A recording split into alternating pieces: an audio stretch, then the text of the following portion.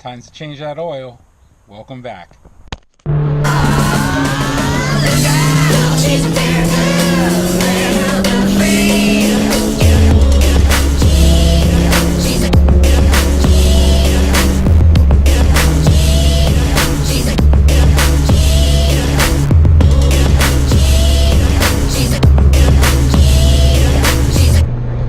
Welcome back to the channel, and if you're new to the channel, welcome.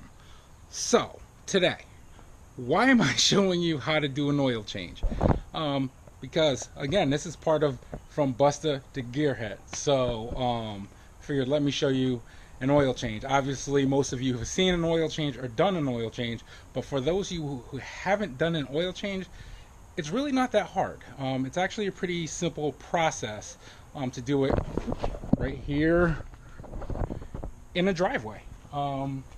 You know, and it's kind of funny because me changing my oil versus me going to have somebody change my oil, it costs about the same amount, which for me is just expensive.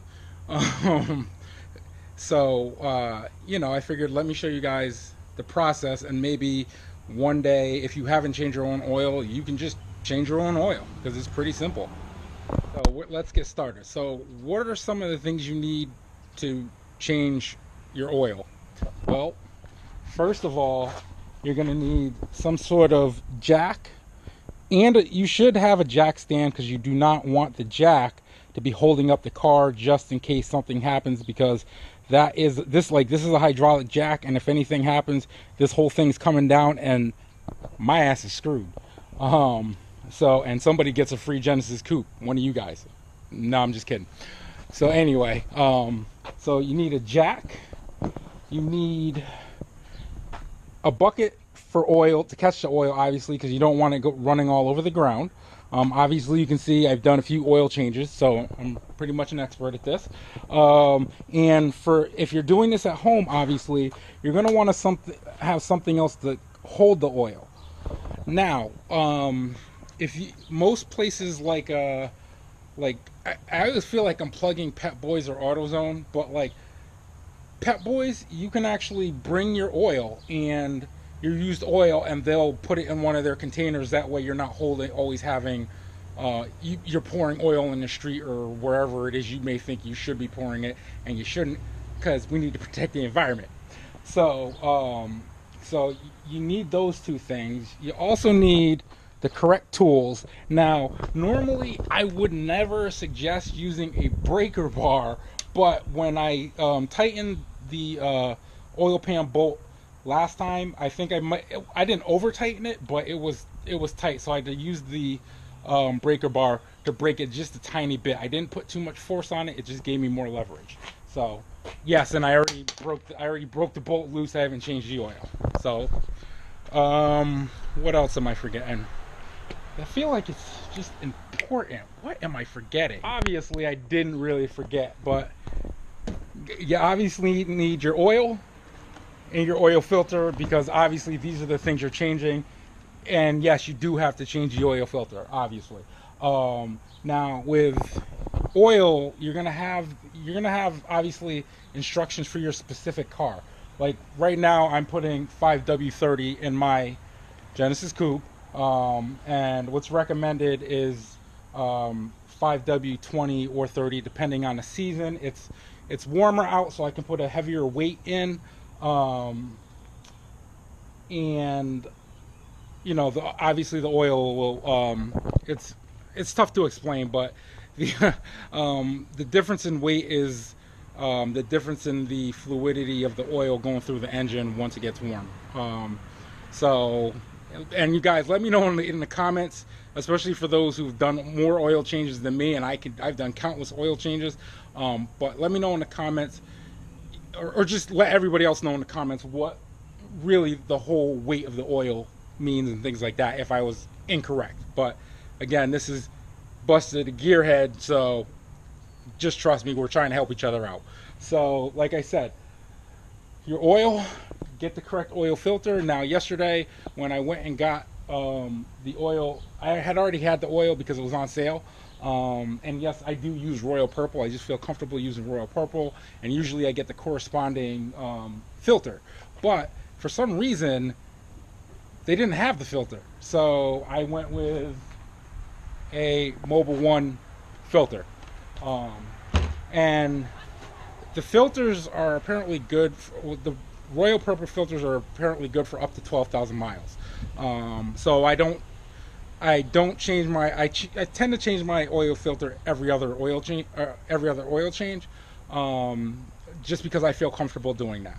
So oil filter, because those are the two important things. When you're changing your oil, you want to make sure you know where the drain plug on the oil pan is. So obviously you see I have my car tilted that way. And the reason for that is because the drain plug is on this side. So I want as much of the oil, I want as much of the oil to drain out as possible. Also, my oil filter is on this side too. So the reason why you saw all those oil filters in that bucket was because when I loosen the oil filter, I let it just drop into the oil, just so I'm not getting oil and stuff on the ground, protect the environment. We're gonna just run through this process quickly. Once you actually have everything all set, it probably should take about 10 to 15 minutes to actually change your oil. It's not a long process. I know if you go to like have your oil changed, it may take a little bit longer and things like that. That's really just because they're trying to get their money, but whatever. So the first thing I always do is what you're supposed to do is take the oil cap off, place it somewhere safe. I usually place it here because I know it's not going to fall. Like I said, I don't want my car to fall on me either. So anyway, so now we're gonna go under the car, under the ride. So I'll take you with me. So like I said, here's my drain plug right here, and here's my oil filter that looks pretty freaking dirty actually. Usually doesn't look that dirty, but we'll see why at some point. So like I said, I already loosened up the drain plug. So let's go through this process. I'm gonna actually go through this process fast. So you don't lose your drain plug or let it fall into the oil, because obviously that sucks. So yeah, like I said, we're going fast.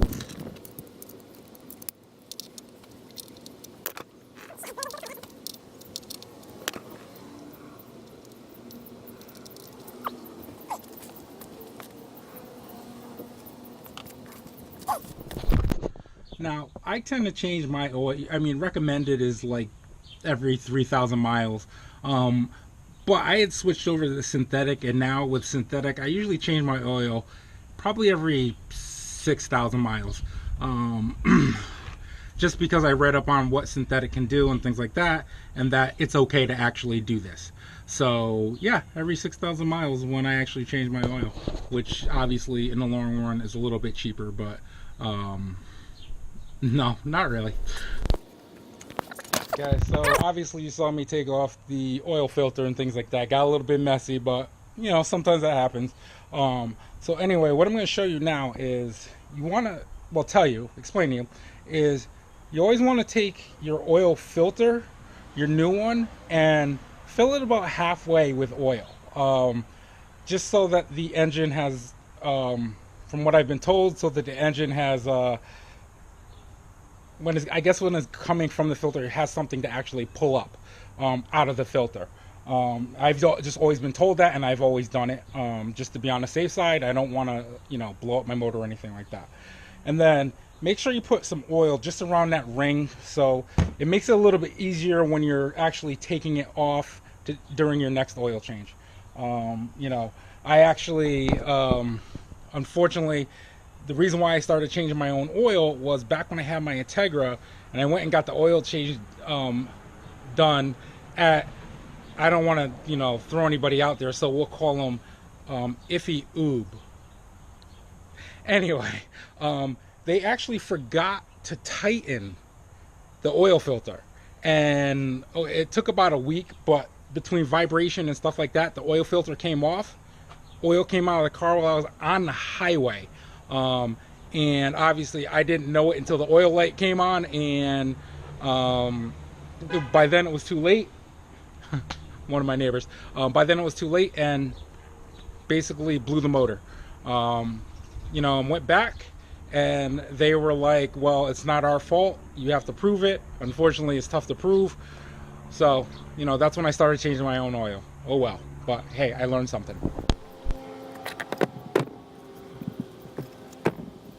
Okay, so ladies and gentlemen, sorry, when you're replacing this, putting the drain plug bolt back in, when you put it in, make sure you do not over tighten it or keep going, because, or use a torque wrench, because if you do that, it's possible to actually strip the threads on the pan and then you're screwed. Okay, so make sure not to over tighten. All right.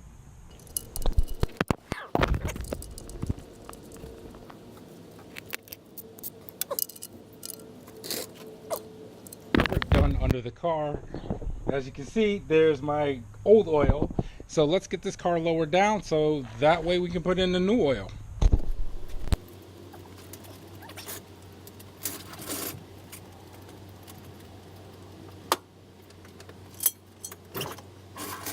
Alright guys, so obviously you see me drop the car down.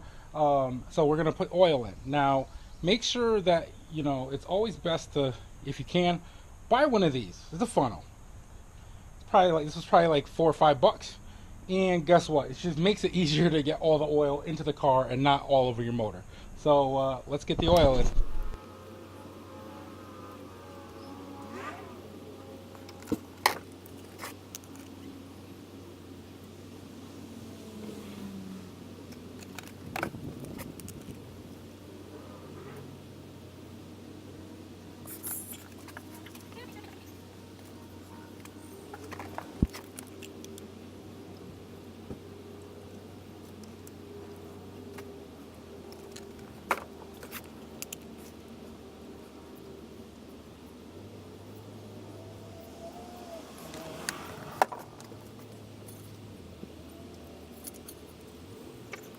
And now for the oh shit, oh crap service message of the day. So before I lowered the car, I didn't put the oil filter on and started filling up the filling the engine with oil. And fortunately, because of where my car, I caught myself in time, but fortunately where my oil filter is located and how it's located, none of the oil came out of the motor, thank God. So important service message of the day: make sure you pay attention to what the hell you're doing, so that way you don't almost make a mistake like I did, which was, or like I almost did, which was leave the oil filter off, because obviously if I had started the car, just batch it would have happened. So remember, pay attention to what you're doing, okay? All right guys, so we're gonna start the car. You want to start the car and just let the oil run through the motor for a few minutes, just so that way, you know, you make sure everything was done properly. Like put your oil filter on. So of course, the way Hyundais are, there we go.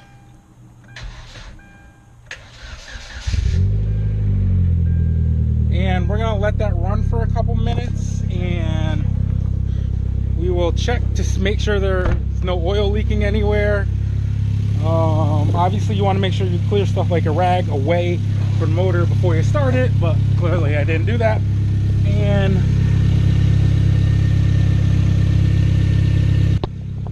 no leaks. Good. Huh. So what have we learned today? Well, we've clearly learned how to change your oil.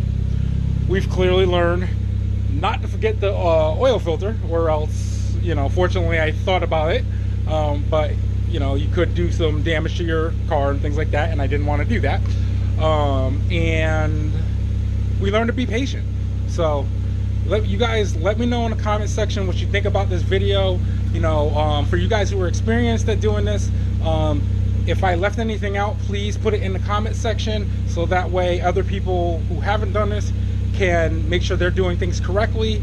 And you know, like this video if you like it, subscribe and share, and definitely comment. I really appreciate all of you, and I'm glad that you guys are starting to subscribe and want to hear me, even if there's just jokes and things like that. Thank you. So until next time, I'm off to the gym. Wait, I'm sure you're gonna be like, wait, but you went yesterday. I go to the gym like every day.